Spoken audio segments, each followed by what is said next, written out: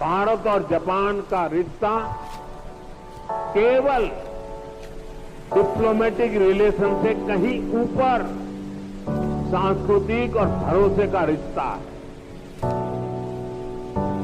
हम एक दूसरे की प्रगति में अपनी प्रगति देखते हैं। मारुति सुजुकी के साथ हमने जो जर्नी शुरू की वो अब बुलेट ट्रेन की स्पीड तक पहुंच चुकी है। भारत जापान पार्टनरशिप की औद्योगिक संभावनाओं को साकार करने की बड़ी पहल यहीं गुजरात से हुई थी। मुझे याद है हमने 20 साल पहले जब वाइब्रेंट गुजरात समिट शुरू की थी तो उसमें जापान एक प्रमुख सहयोगी था। आप विचार कीजिए, एक डेवलपिंग कंट्रीज का एक छोटा सा स्टेट, उसका इन्वेस्टमेंट समिट और जापान जैसा डेवलप कंट्री उसका पार्टनर हो, ये दिखाता है कि भारत और जापान की नींव कितनी मजबूत है।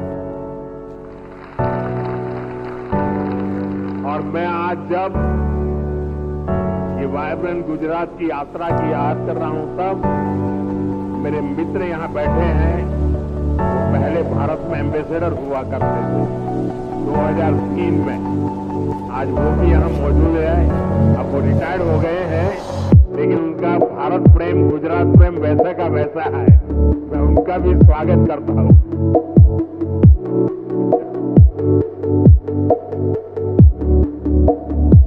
गुजरात के लोगों ने भी जापान के लोगों का उतना ही आत्मीयता से ख्याल रखा। हमने इंडस्ट्री से जुड़े रूल्स एंड रेगुलेशंस जापानी भाषा में प्रिंट करवा कर दिए। जब मैं गुजरात में था, हर छोटी चीज पर मैं ध्यान रखता था।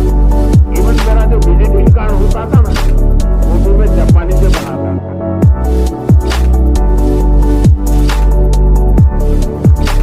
जो वीडियोज बनाते थे हम प्रमोशनल, तो वीडियो को है जापानी भाषा में डबिंग करवाता था। यानी मुझे मालूम था कि मुझे इस रास्ते पर बड़ी मजबूती से आगे बढ़ना है। और मैं सभी राज्यों को कहता आसमान खुला है भैया, आपकी मेहनत कराओ मैदान में, बहुत फायदा होगा।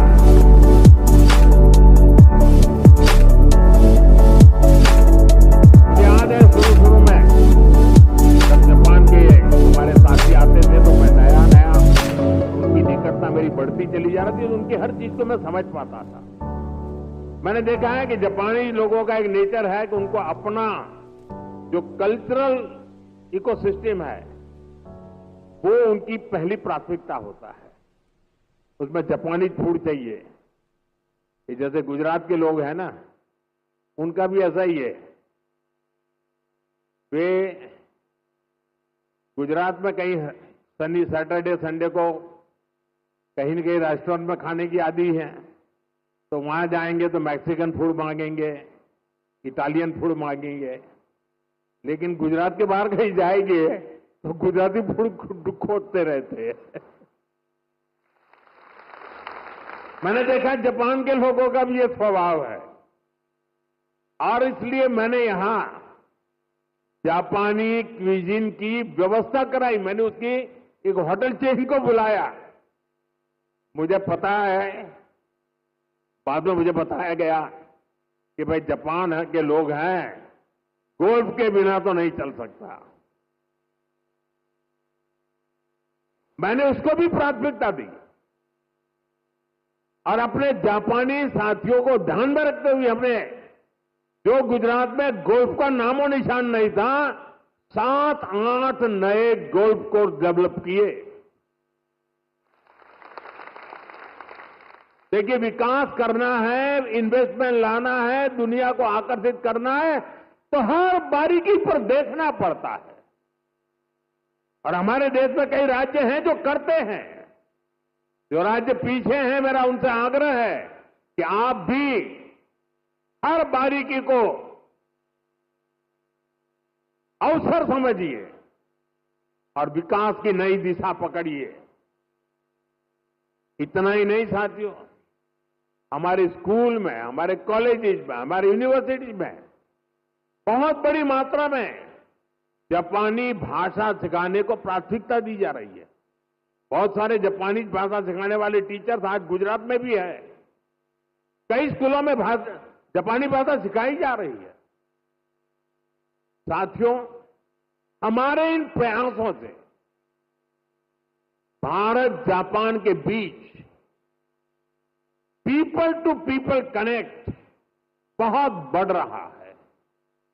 स्किल और ह्यूमन रिसोर्स से जुड़ी एक दूसरे की जरूरतों को भी हम पूरा कर पा रहे हैं। मैं चाहूंगा मारुति सुजुकी जैसी कंपनियां भी इस तरह के प्रयासों का हिस्सा बने और यूथ एक्सचेंज जैसे प्रयासों को बढ़ाएं